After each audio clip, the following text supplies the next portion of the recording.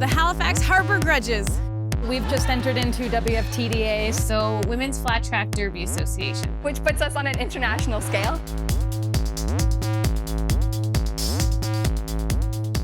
People who are playing at this level are playing to win.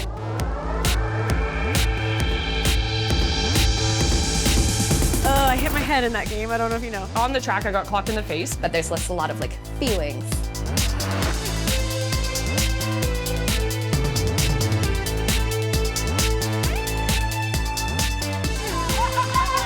But like right here where I am now, I'm just like, I want to just like derby all the time. Like that's what I want to do. But even just like talking about it now, I'm like, fuck, I love this sport.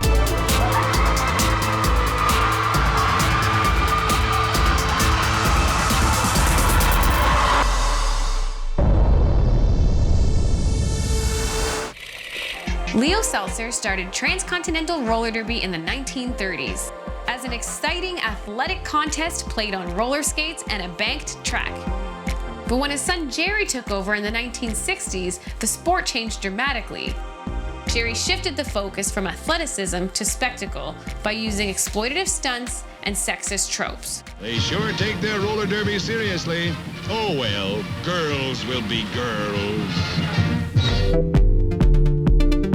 In the early 2000s, a new grassroots approach to roller derby was born in Austin, Texas. Every area had its own league, owned and operated by the skaters themselves. This time, it was centered around flat track roller derby. Flat track was cheaper and easier to set up, making the sport more accessible for everyone. It doesn't matter about like the body or the ability or the athleticism. Any person can really get into it. We have, non-skating officials, we have refs, we have people who just want to create events, we have people who just want to party, we have something for everybody. The roller derby community is really one of the most incredible spaces I've ever been a part of. It's just the combination of community, inclusivity, accessibility, queerness that you don't find in other spaces. I think that's the best part, is that anyone can see themselves here. Like, derby can't make you gay, right? But like, it certainly gives you an opportunity to see this other space where many queer people are existing and thriving, and it's awesome. Halifax has put a lot of work into being a very supportive and inclusive community. Not just as a queer community, but the league itself, being really intentional about language and spaces and making it really welcoming and accepted. We don't assume people are hetero. We don't assume people are cis. If somebody comes into a space, we use neutral language until they direct us around the language of which they would prefer us to use. I really believe in deconstructing these dominant societal narratives around masculinity, femininity, sexuality, gender. That is important to me, and that is a part of roller derby in Halifax.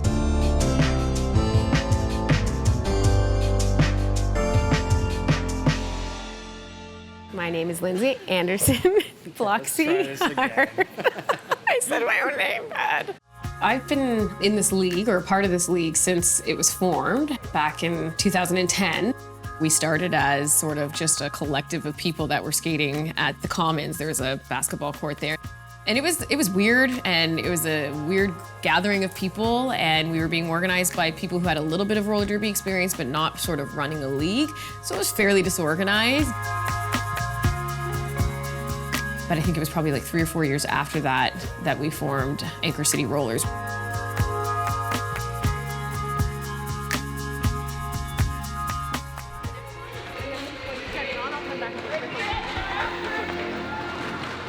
The Anchor City Rollers, or in particular the Harbour Grudges, have not been part of WIFTA up until this point, WIFTA being the international regulation group for roller derby.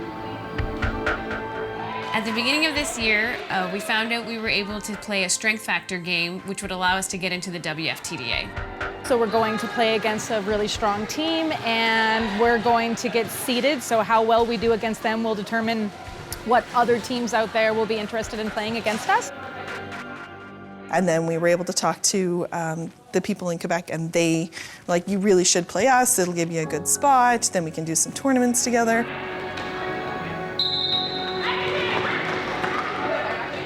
I think our team specifically is in a place right now where, because a lot of our veteran skaters have moved on for whatever reason, we're in a giant rebuild this year. I'm saddened that some people have had to leave this league who I've known for a very long time, and I feel have left feeling like things went wrong for them and that the league wasn't a place for them, and I've seen that over the years many times. I'm pretty new to the league too, so like last year was kind of like my first year with the league, but I've seen a little bit of people come and go, and some people that were like integral, like core people starting the league and being there the whole time are not here anymore, so that's kind of a big adjustment. The board was totally overhauled after our president for a long time left, so that impacted a lot of relationships, but also impacted a lot of the functionality of the league.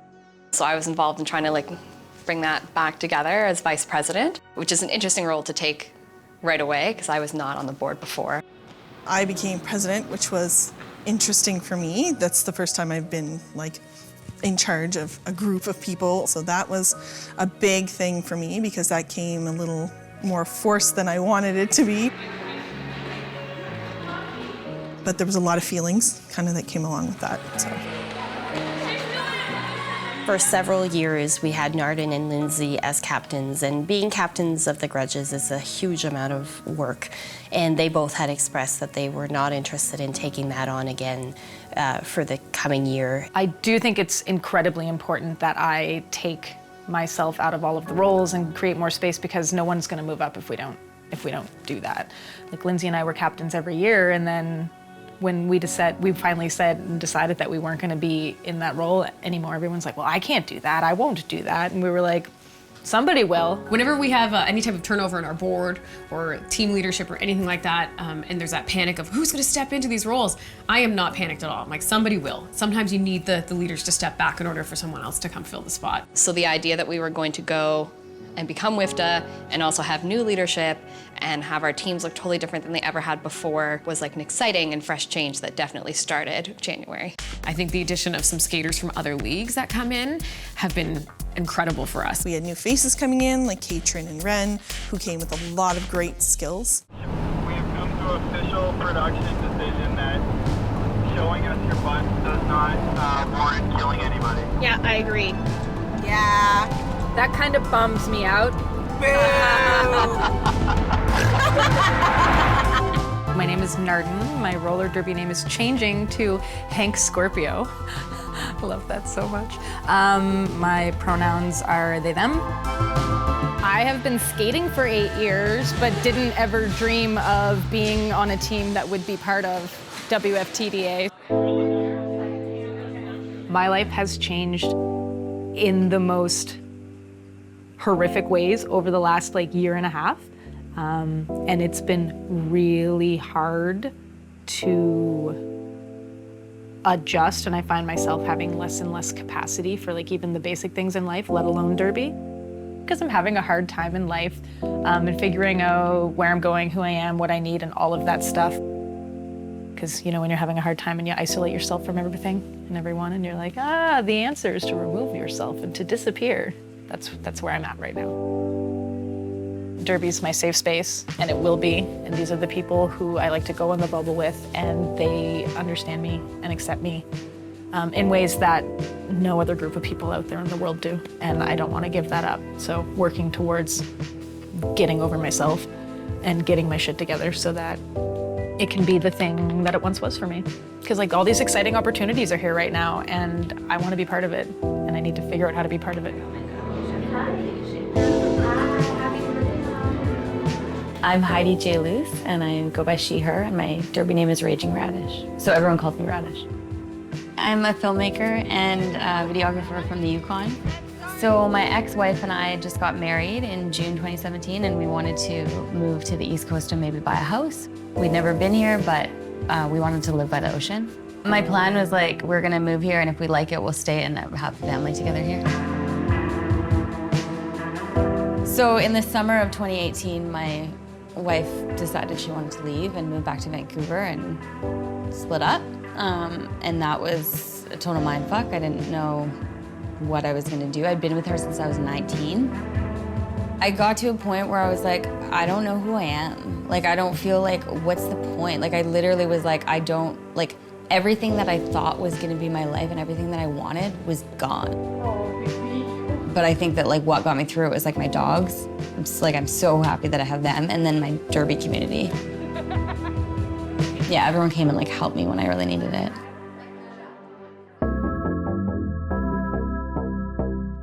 My name is Katrin Dahl. My derby name is Big Papa, and my pronouns are she, her, or they, them. I'm Ren. My derby name is Tank, and I use they, them pronouns.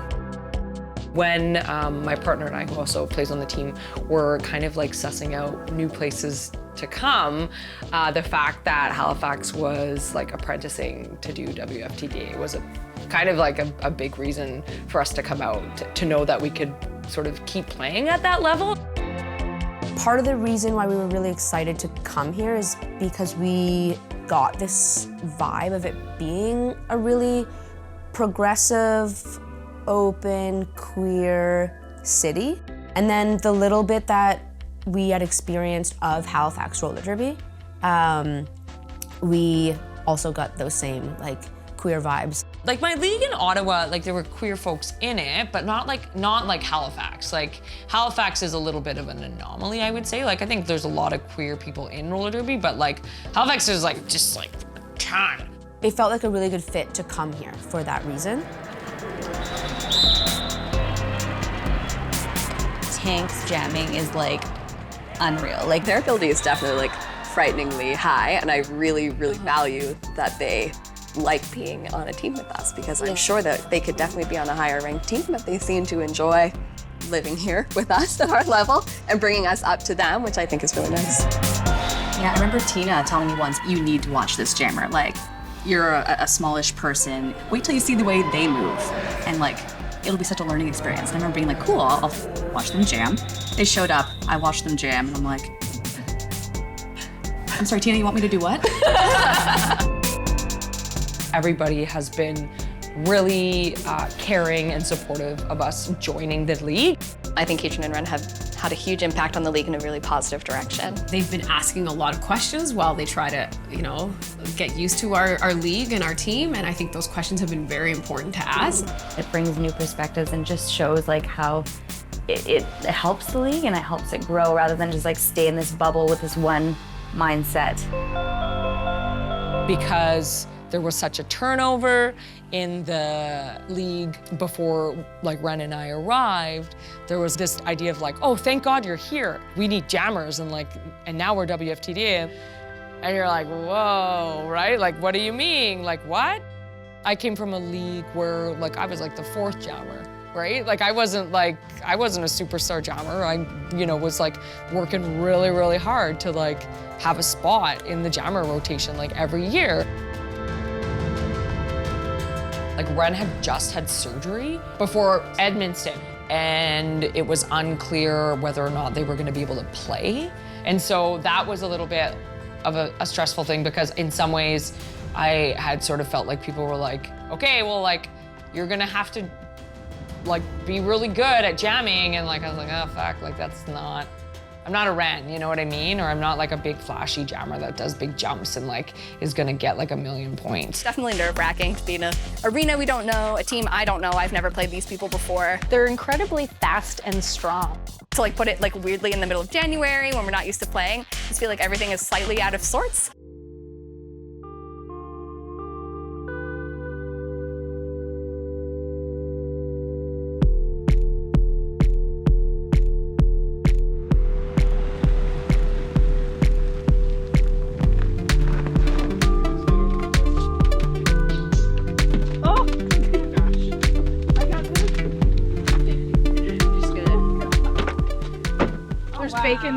there's bacon on the stove that I didn't have time to cook, so I just put a lid on it. It's gonna be there for when I get home. Oh my gosh. Do you want to put it in the fridge? No, but I did turn off the stove. That's good. All the time. Don't tell me. Yeah, please. Okay, can I go check? Yes. Please check for the love of God. For the rest of our family. Careful. I have half-cooked bacon in my hand that I'm gonna eat too. It's fine.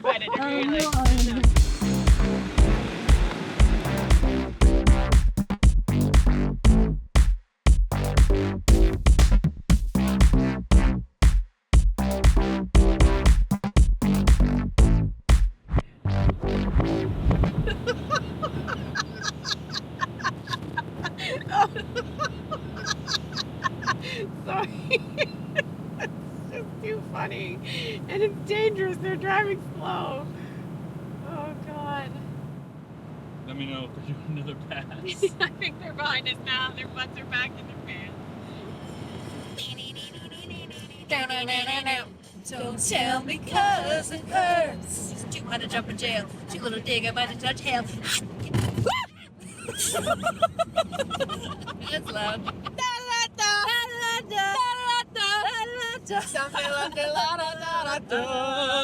Don't put that in.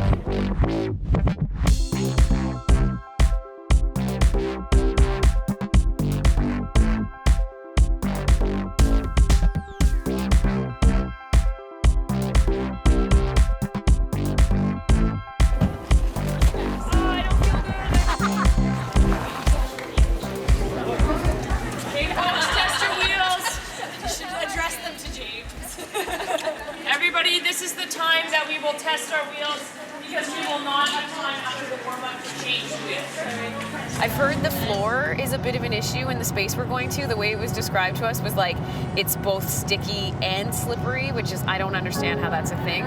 So everyone's been a little panicked about the floor. It's gonna be hard to push though.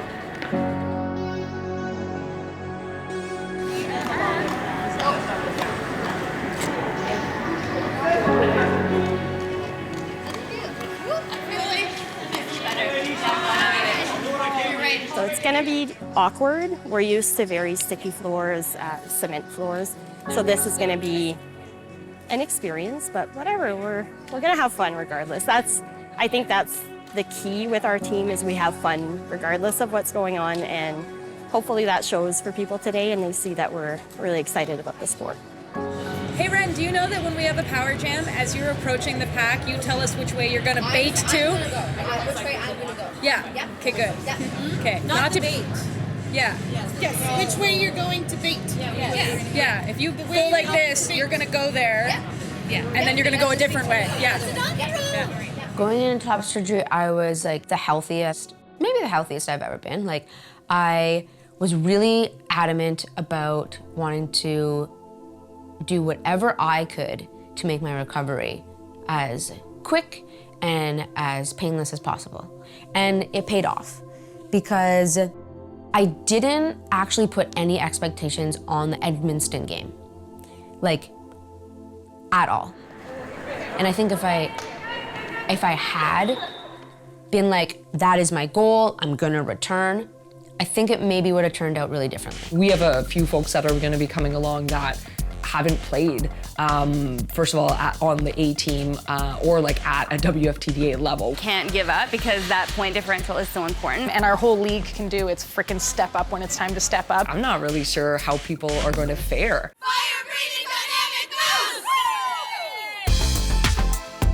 We are here tonight to play against a team who is part of WIFTA in order to fulfill requirements that will allow us to become part of that group. You don't think about kind of amateur sports being able to be ranked internationally where roller derby can, and that's pretty exciting for us. Now the home team, Halifax Harbour Grudges, goes in number 0, box blocker.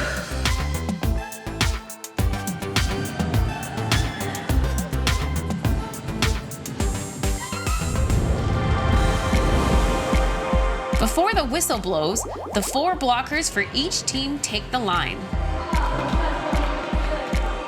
Facing off against them are the jammers. Every bout is divided into jams. Each jam is no longer than 2 minutes. The first jammer to break through the pack is lead jammer.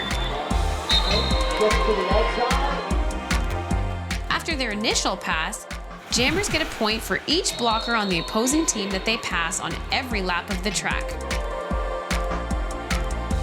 At any point, the lead jammer can call off the jam, ending it early. Roller derby has so many rules. If you break one, you get sent to the penalty box. When a jammer gets a penalty, it's a power jam. Yeah, here comes Tank, power jam. But the top of the order for Halifax, 4 big points for Tank.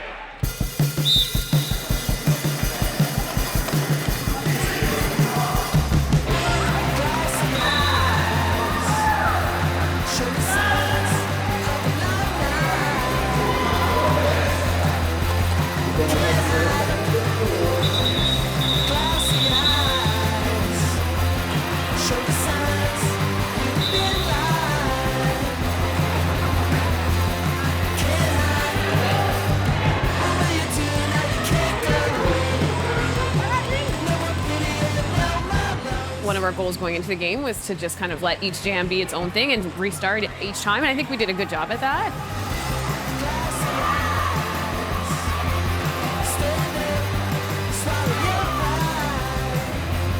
It felt really good. It felt like we were starting to really gel. It's going okay. I don't look at the score while we're playing, and I came off and looked at it and thought the point differential would be much bigger. So I feel like it's going okay, but they're definitely, they're really fast. They're reforming really quickly, so it feels like I'm having to work a lot harder to get the score that we've had.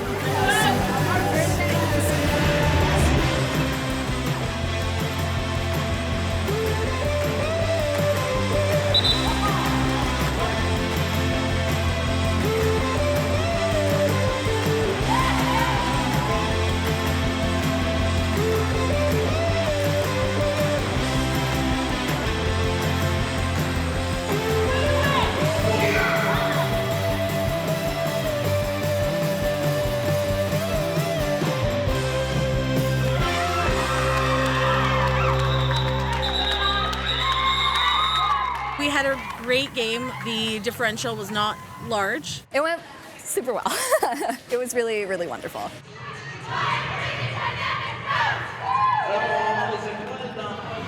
So we were standing on the line afterwards. Everybody's going around doing the congratulations. Quebec had won that game. And then Bounty kind of looks over towards Tina and I and goes, and we're just like, oh, thank goodness. Okay, we're ready. It's good. The news is that we do get into our Quebec City tournament. This opens up a lot of doors for us, so I think that this is excellent. So are we showering? Yeah. Shower and then going to the bar, I think. Yes.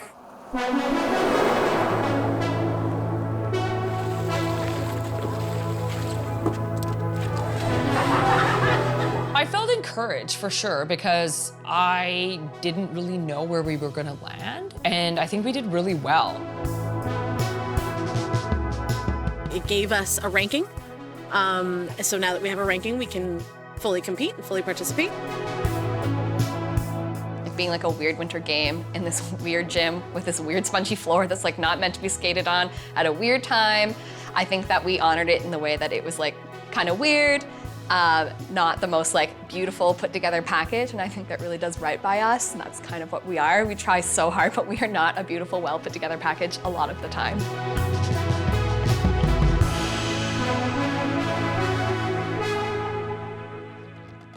We have some newer players coming with us, which is a little bit nerve-wracking when you're going into a tournament, the first tournament, really. That's a lot in a short period of time. We're in a giant rebuild this year. You could definitely sense like the blockers talking amongst themselves. There was some grumblings of like some people didn't want to, but like it was like for the team.